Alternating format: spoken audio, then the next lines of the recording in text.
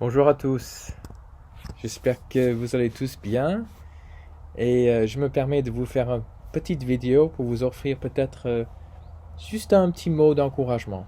Je sais que tout le monde est isolé en ce moment dans le confinement chez eux et pour ceux qui voudraient se rassembler cette semaine avec la famille de Dieu pour lui rendre un culte, c'est même pas possible.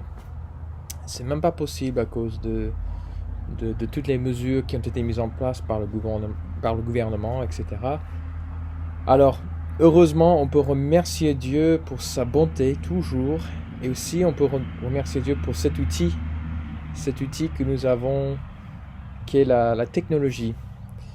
Et bien sûr, on va en profiter pendant ces moments où nous sommes tous éloignés les uns les autres. Donc je vous remercie de m'accorder un peu de votre temps pour qu'on soit tous encouragés par la parole de Dieu. Si je vous demandais quelle est la phrase la plus répétée dans les Écritures, qu'est-ce que vous direz? Qu'est-ce que vous direz? La phrase la plus répétée dans les Écritures. Peut-être que vous direz quelque chose comme Dieu est amour, ou bien aimez votre prochain comme toi-même, je ne sais pas. Et ces idées se trouvent dans plusieurs endroits à travers la Bible, ça c'est sûr. Mais ce n'est pas la phrase la plus répétée. En fait, la phrase dont je parle, c'est ceci, c'est n'ayez pas peur. N'ayez pas peur. Et on peut compter jusqu'à 365 fois, presque, dans tous les 66 livres de la Bible où cette idée se manifeste. Et presque à chaque occasion, c'est Dieu qui dit ceci. Il dit n'ayez pas peur, il dit cela à son peuple. Il dit cela à nous. Et moi, je peux apprendre quelque chose de cela. J'apprends premièrement que Dieu connaît très bien la nature humaine et il connaît notre tendance d'avoir peur. Et alors il vient à notre secours, il nous dit exactement ce dont on a besoin d'entendre. Il dit n'ayez pas peur. Alors tout simplement pendant quelques instants, je voudrais vous lire quelques passages pour que la parole de Dieu vous parle, pour que la parole de Dieu vous réconforte et vous fortifie par sa vérité pendant ces moments peu certains. En Matthieu, chapitre 1, verset 20, qu'est-ce que l'ange dit à Joseph après qu'il lui annonce la venue de son fils Jésus? Il dit, ne crains pas, ne crains pas. De la même manière, en Luc chapitre 1, verset 12 à 13, qu'est-ce que l'ange dit à Zacharie lorsqu'il lui annonce la naissance de Jean? Le texte dit là que Zacharie était troublé et que la frayeur s'empara de lui. Mais on lui a dit, ne crains pas, ne crains pas. Au moment de la transfiguration, en Matthieu 17, les disciples qui étaient avec Jésus, ils sont tombés sur leur face et le texte dit qu'ils furent saisis d'une grande frayeur. Mais Jésus, s'approchant, les toucha et il a dit, levez-vous, n'ayez pas peur, n'ayez pas peur. Si on va dans l'Ancien Testament, au premier chapitre de Josué, on voit que c'est le moment pour Josué de prendre la place de Moïse pour diriger, pour conduire le peuple d'Israël. Et c'est une tâche énorme. Et évidemment, Josué a peur. C'est normal. Moi aussi, j'aurais peur. J'aurais eu peur. Mais qu'est-ce que Dieu lui dit à maintes reprises dans ce chapitre? Verset 9 dit « Fortifie-toi et prends courage. Ne t'effraie point et ne t'épouvante point. car l'Éternel, ton Dieu, est avec toi dans tout ce que tu entreprendras. Aussi, on ne peut pas oublier le cas de Jérémie. Dans l'Ancien Testament, Jérémie, Dieu l'appelle pour être prophète, pour prophétiser à un peuple qui ne va pas écouter le message de Dieu. Et Jérémie, il a beaucoup de doutes, il voit ses imperfections, il sait qu'il n'est pas très éloquent, il est très jeune, etc. Et qu'est-ce que Dieu lui dit? Il dit, ne crains point, je suis avec toi pour te délivrer. C'est ce que l'Éternel lui dit. Et puis, un autre passage, quel est le message de Dieu pour des chrétiens qui vivaient à une époque de persécution au 1er siècle? Ce sont des moments où ils s'attendaient à être tués pour leur foi en Christ. Qu'est-ce que Jésus leur dit? Il dit en Apocalypse chapitre 2, verset 10, « Ne crains point et n'ayez pas peur. » Alors vous voyez, cette idée se trouve tout au long des Écritures.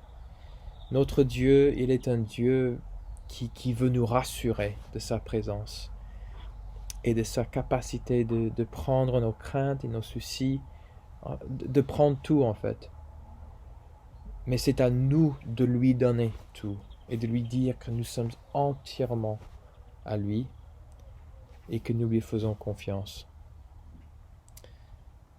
Et tout de même, pendant cette crise que nous voyons actuellement avec ce virus, c'est normal que tout le monde se pose la question, mais pourquoi un mal comme cela peut exister dans le monde aujourd'hui? Pourquoi est-ce que les mauvaises choses arrivent comme ça, arrivent au juste? Et pour avoir une réponse à cela, c'est une bonne question, pour avoir une réponse à cela, il suffit de penser quelques instants à des exemples dans la parole de Dieu, de ceux qui ont beaucoup souffert pour une raison quelconque, mais qui sont restés fidèles et qui n'ont jamais lâché. Et premièrement, nous savons que le fait d'être chrétien, cela ne nous protège pas de la souffrance dans cette vie.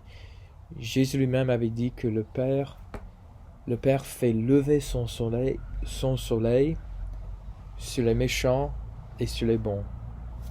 Et il fait pleuvoir sur les justes et sur les injustes. Ça, c'est en Matthieu 5, verset 45. Aussi en Romains chapitre 5, verset 3, nous lisons ceci.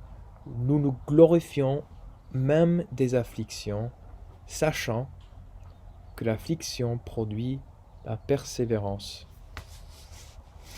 Et en plus, Jacques parle un peu de la même chose au niveau des épreuves. Il dit que les épreuves peuvent fortifier notre foi et peuvent nous aider à grandir dans la foi. Il dit, mes frères, c'est Jacques 1, 2 à 4, mes frères, regardez comme un sujet de joie complète les diverses épreuves auxquelles vous pouvez être exposés, sachant que l'épreuve de votre foi produit la patience.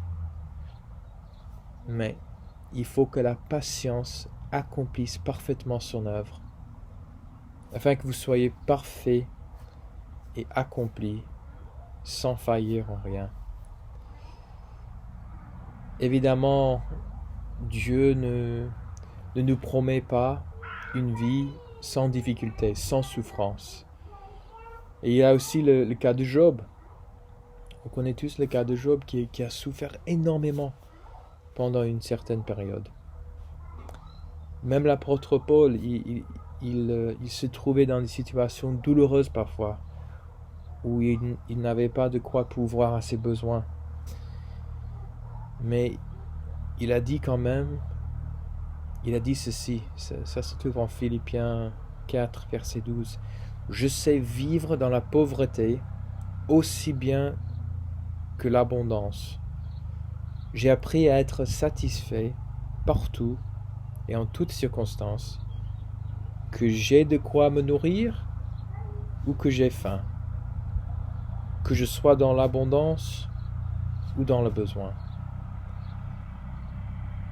Et comment est-ce que Paul avait trouvé ce secret de contentement, c'est-à-dire une joie qui ne dépend pas des circonstances? Je crois que la réponse c'est que il savait en qui il espérait. Il savait en qui il avait la vie. Dans 1 Corinthiens 15, verset 19, Paul dit « Si c'est dans cette vie seulement que nous espérons en Christ, nous sommes les plus malheureux de tous les hommes. »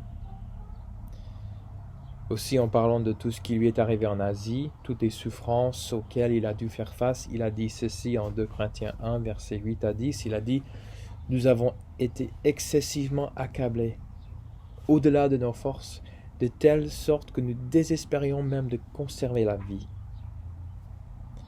Et nous regardions comme certains notre arrêt de mort, afin de ne pas placer notre confiance en nous-mêmes, mais de la placer en Dieu, qui ressuscite les morts. C'est lui qui nous a délivrés et qui nous délivrera d'une telle mort, lui de qui nous espérons, qui nous délivrera encore. » Paul savait qu'à travers les épreuves, Dieu peut créer quelque chose de magnifique en nous, quelque chose d'absolument magnifique. Et les épreuves peuvent produire un peuple qui ne met plus leur confiance en eux-mêmes, mais qui se tourne vers lui, qui regarde vers le ciel. Et c'est ça dont le monde a besoin. On doit tous prier que cela puisse se produire dans nos vies, dans les vies de nos proches et dans les vies des gens partout dans le monde. Je vous laisse avec un dernier passage, toujours de l'apôtre Paul, et puis je vais m'arrêter là. C'est 2 Corinthiens 4, versets 16 à 18. C'est pourquoi nous ne perdons pas courage. Et lors même que notre âme extérieure s'est détruite, notre âme intérieure se renouvelle de jour en jour. Car nos légères afflictions du moment présent produisent pour nous, au-delà de toute mesure, un poids éternel de gloire. Parce que nous regardons non point aux choses visibles, mais à celles qui sont invisibles. Car les choses visibles sont passagères et les invisibles sont éternelles. Alors je vous invite, je vous encourage aujourd'hui de penser aux choses éternelles, de mettre à côté les choses temporaires, les choses visibles qu'on peut voir avec les yeux, et de méditer la parole de Dieu, de méditer son Fils Jésus-Christ, et de réfléchir à ce qui est le plus important dans la vie. Alors, soyez bénis, ne soyons pas découragés, mais prenons courage et faisons confiance à Dieu, notre Père, qui pourvoit à tous nos besoins. Merci et j'espère que vous allez passer une très bonne journée. Que Dieu vous bénisse.